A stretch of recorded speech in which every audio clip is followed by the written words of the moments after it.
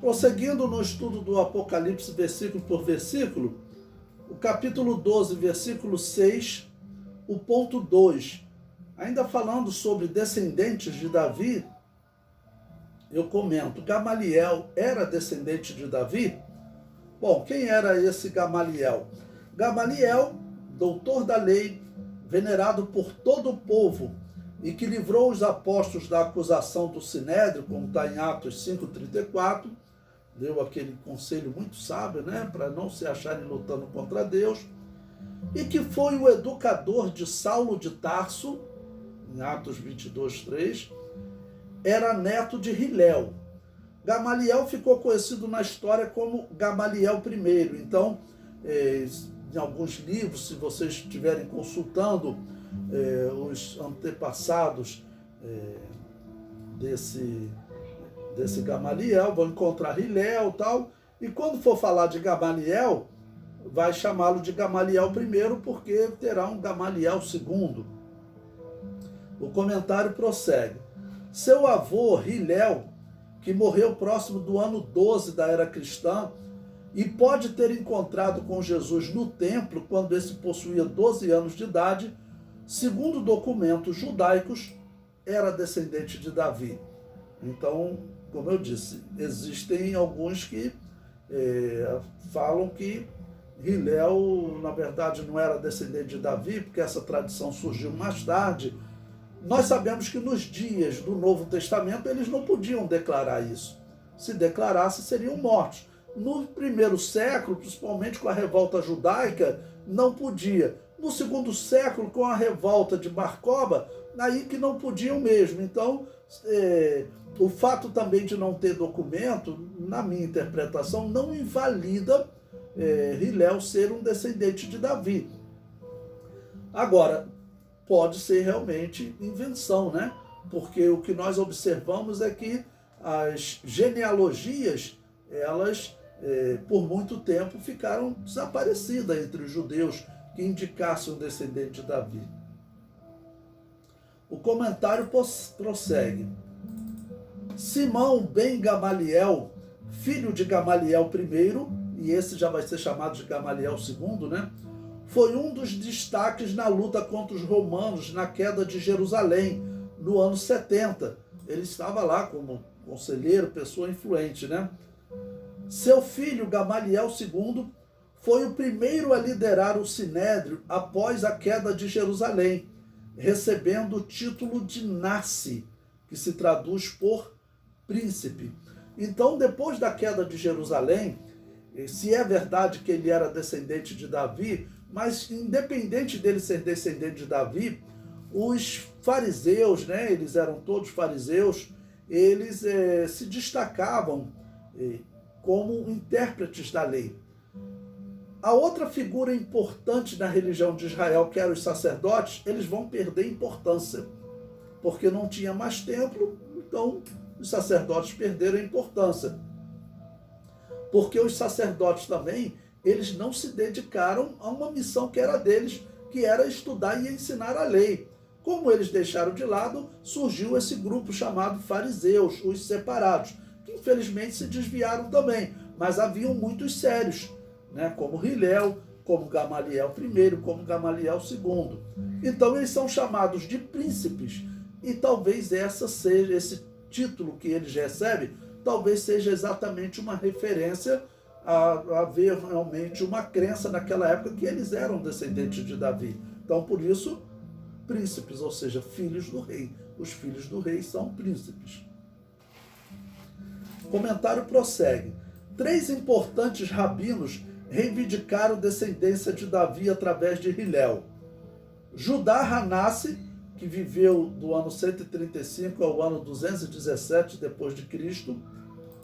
Rashi, que viveu do ano 1040 ao ano 1105 e é o elaborador de um respeitável comentário sobre a Tanakh. Eu possuo esse comentário, é muito bom.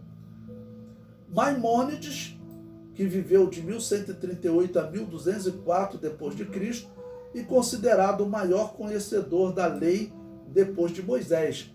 O nome dele era Moisés, né? Moshe. Ele é chamado de Maimônides, ok? Por causa do seu pai.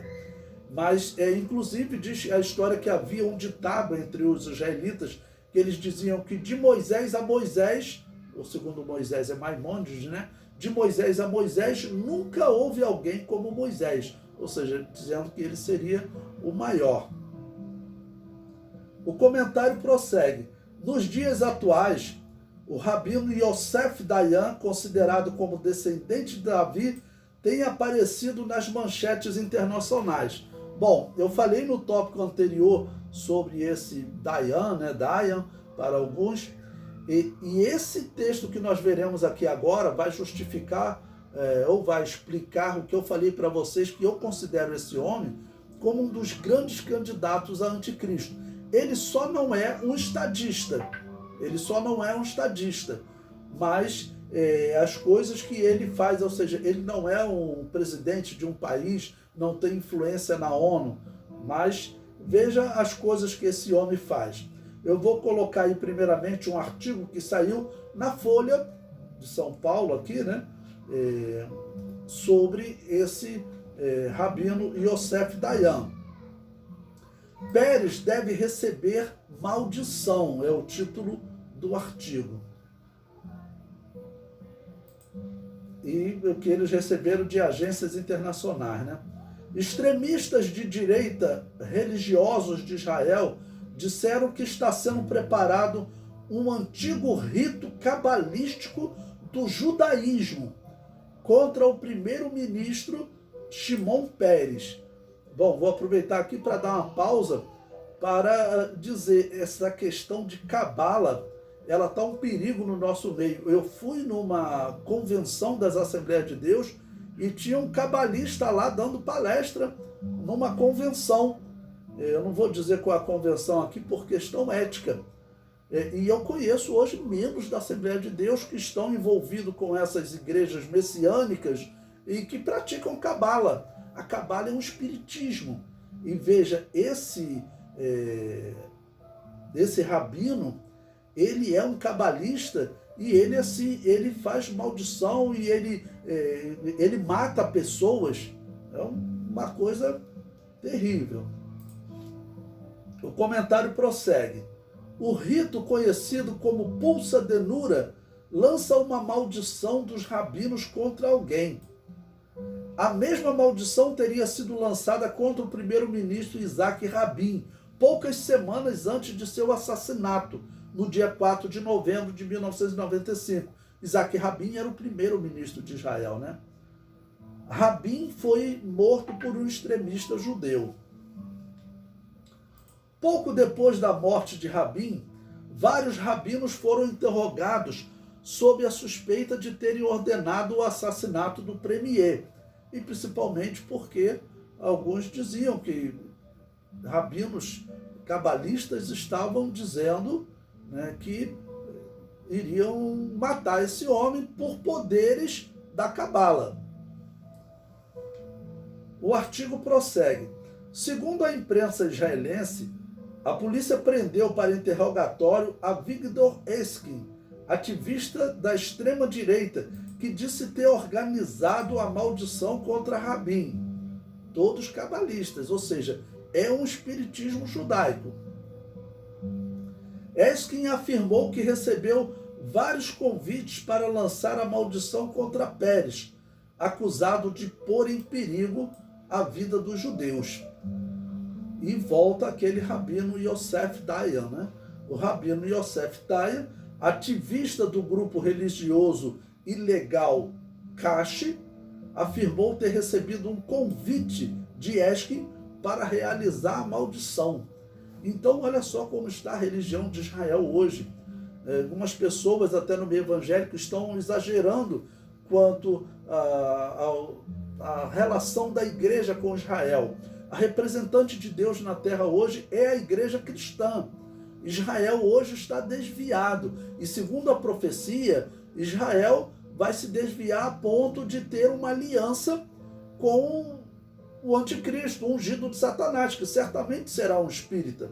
E esse homem, um rabino, que para muitos o Messias, os judeus de hoje, eles falam, o Messias tem que ser um rabino. Por quê? Porque ele tem que explicar a Torá. E sabe quais os critérios também que eu ouço nos discursos dos rabinos? Eles dizem, ele tem que responder todos os enigmas da Cabala. Ou seja, na visão deles, ele tem que ser um espírita. E esse Rabino Yosef Dayan é um espírita da Cabala.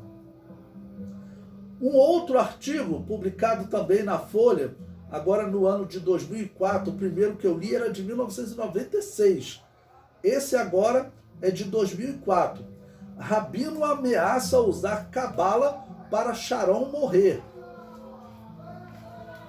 O rabino israelense Yosef Dayan disse ontem a uma rede de TV de Israel que aceitaria celebrar uma pulsa denura, cerimônia cabalística, com o intuito de conseguir a morte do premier Ariel Sharon. Dayan celebrou em 1995 cerimônia similar para que o então premier israelense Itzhak Rabin fosse morto. Ele acabou sendo assassinado por um extremista. Então, olha, um exemplo desse rabino, um rabino espírita, eu então coloco esse homem como um dos grandes candidatos a anticristo. Normalmente se interpreta o anticristo, quando for falar em Apocalipse 13, eu vou falar também dele. Normalmente se interpreta o anticristo como sendo um estadista, o líder de um governo, e é bem provável que seja, né? E não é até impossível que o anticristo acabe por se tornar um estadista que seja um governador de Israel. Então esse homem pode acabar por querer se tornar um governador de Israel. Essa é uma possibilidade, mas eu confesso que, no meu entender, o mais provável é que o anticristo ele apareça dos Estados Unidos. Os Estados Unidos é o provável local de surgimento do anticristo. Então esse Isaac Rabin, esse Yosef, né, esse Rabino Yosef, ele é um candidato a falso profeta junto com o Papa, né, que é outro candidato a falso profeta.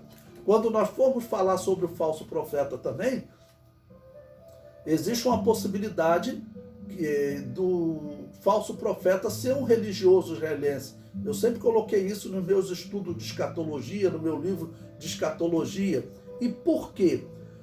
Porque essas 4 bestas de Daniel capítulo 7, que sobem do Mar Grande, do Mar Mediterrâneo, elas sobem contra Israel.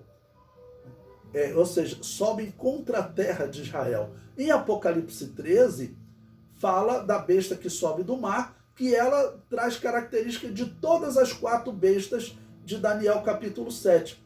E fala de uma outra besta, liderada por um homem, né, que sobe da terra. Então existe a possibilidade de subir da terra de Israel. Bom, subir do mar, por isso os Estados Unidos lideram essa besta. Ele está do outro lado do mar. Já sendo a segunda besta a China, ou o comunismo, ela já está na terra, juntamente com Israel, com a Europa.